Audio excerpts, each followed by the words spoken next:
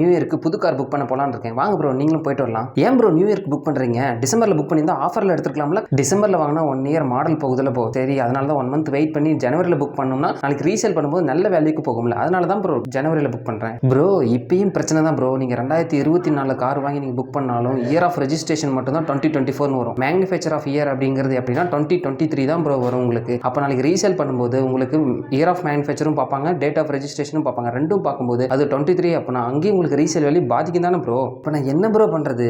நீங்க ஷோரூம் போங்க, உங்களுக்கு பிடிச்ச காரை பாருங்க. அது 23 மேக்கா இருந்தா நீங்க ஆஃபர் பண்ணி நெகோஷியேட் பண்ணி பிரைஸ் கம்மியா நீங்க கேட்டு வாங்கலாம். இல்ல உங்களுக்கு 24 மேக் தான் வேணும் அப்படின்னா ஷோரூம்ல எப்போ 24 மேக் கிடைக்கும்னு கேளுங்க. கண்டிப்பா பிரைஸ் அப்படின்றது 2 to 3% பிரைஸ் ஹைக்காக மேக்ஸிமம் சான்சஸ் இருக்கு. அப்ப பிரைஸ் அதிகமா வரும், ஆனா 24 மேக் தான் வரும். அது உங்களோட டிசிஷன். உங்களுக்கு என்ன தேவையோ அதை நீங்க கரெக்டா அந்த இடத்துல சூஸ் பண்ணிக்கோங்க. சரி ப்ரோ பிரைஸ் ஹைக் ஆனாலும் பரவாயில்ல, நான் வெயிட் பண்ணி 24 மாடலே நான் வாங்கிக்கிறேன். வீடியோ பிடிச்சிருந்தா ஒரு லைக் பண்ணிக்கோங்க. இந்த மாதிரியான இன்ட்ரெஸ்டிங்கான விஷயம் தெரிஞ்சுன்னா நம்ம சேனல் மறக்காம சப்ஸ்கிரைப் பண்ணிக்கோங்க.